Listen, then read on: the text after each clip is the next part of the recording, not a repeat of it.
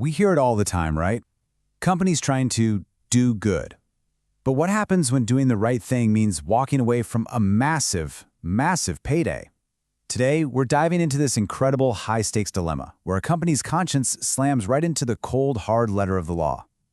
Let's see if we can untangle this legal knot that ties morality to the market. It seems like a pretty simple question, doesn't it? But, as you're about to see, the legal reality is so much more complicated. We're going to unpack whether the entire structure of corporate law basically forces a company's hand, creating what you could call a set of golden handcuffs that chain it to the bottom line, no matter what the ethical cost is. $200 million. That's not a hypothetical number. That is the price tag on a single moral decision at the very center of our story today. It is literally the cost of saying no. This isn't some academic debate. It's a real-world fight with enormous financial stakes. And at the heart of this whole thing are two absolute giants.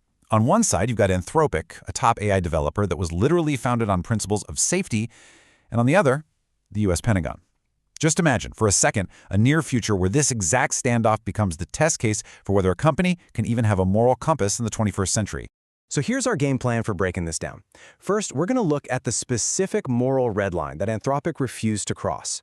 Then we'll dig into the legal rule that puts profit above everything else. We'll look at the history of the law versus good intentions, check out a possible escape hatch for companies like Anthropic, and finally, we'll talk about the capitalist gridlock that this whole situation creates. All right, let's start with that moral red line. We really need to understand the exact choice that set this whole crisis off, because this wasn't some tiny disagreement. This was about a fundamental principle that Anthropic saw as completely non-negotiable. So, what was the big ask? Well, the Pentagon wanted Anthropic to rip out critical safety features from its AI. And we're not talking about minor tweaks here. We're talking about the very code that stops the AI from being used for mass surveillance on citizens, or, even scarier, in weapons that could make life-or-death decisions with zero human involvement. Anthropic just drew a line in the sand and said, nope, not going to do it. The fallout was, well, immediate and brutal. The Pentagon didn't just walk away from the deal, it hit Anthropic with a supply chain risk designation. Now, legal experts call this a death blow for a reason. It basically forbids any company that works with the military, like Anthropic's huge partners, Amazon and Google, from doing business with them. So just like that, one moral choice put their entire business model at risk. So, right now you might be thinking, wow, good for them for sticking to their guns. But here's the twist. From a legal point of view, that death blow puts the company's leaders in some serious hot water. And this brings us to the profit mandate, the legal duty that can turn a moral high five into a total boardroom nightmare. The whole problem boils down to this one crucial concept: fiduciary duty.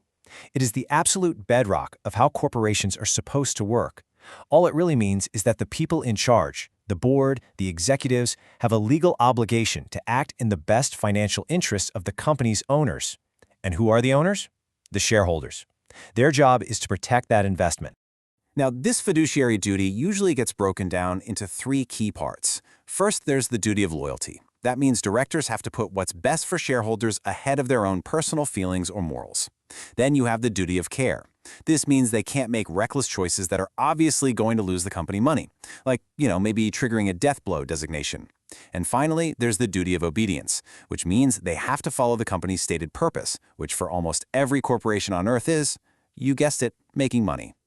And look, this whole idea of fiduciary duty isn't something that just popped up yesterday. We're about to see how the legal system has spent more than 100 years building and reinforcing this profit-first worldview, creating a mountain of legal history that hangs over any board that's even thinking about taking a costly moral stand.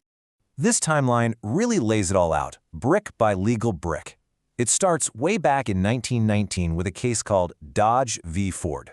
Then, fast forward to 1968 in Shilensky v. Wrigley, a court said it was okay to not install lights at Wrigley Field, but only because the board could argue it was a long-term business strategy. And then, much more recently, in eBay v. Newmark, a court flat out said that Craigslist couldn't protect its community culture if it meant hurting shareholder profits. The pattern here is pretty darn clear.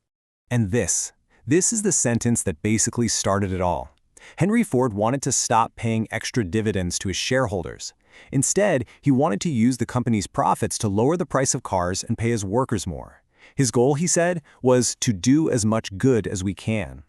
Well, the court completely shut him down with this famous ruling, establishing a principle that has dominated corporate law ever since. So, with this mountain of legal history, is Anthropic just doomed? Is their board going to be held personally liable for a massive financial loss? Well, not necessarily. Turns out they built their company using a special legal structure that might just be their get-out-of-jail-free card. This is where it gets really interesting. On the left, you have your standard traditional corporation, which is legally stuck trying to maximize shareholder value. But on the right is what Anthropic is, a public benefit corporation, or a PBC.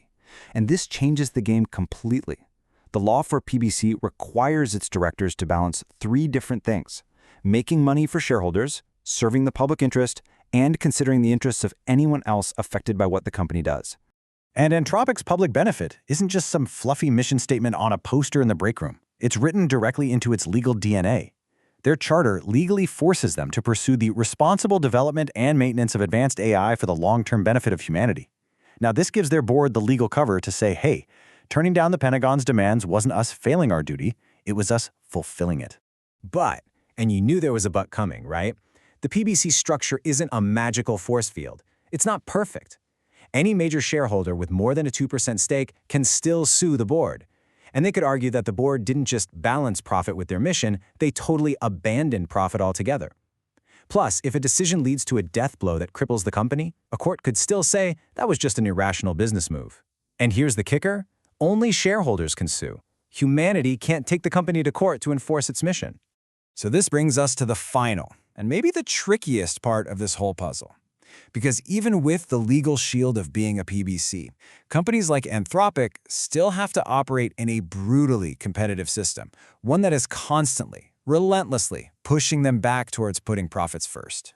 I mean, just look at the difference between Anthropic and its biggest rival, OpenAI. While Anthropic is holding the moral line, OpenAI, which by the way started as a non-profit, has been busy restructuring itself to be more friendly to investors, getting rid of its profit caps, and, making its own deals with the Pentagon. In a capitalist arms race, the company that takes the money and moves fast often gets a massive leg up. And the bigger legal picture isn't exactly helping either. There's this growing backlash against what's known as ESG, that's environmental, social, and governance goals.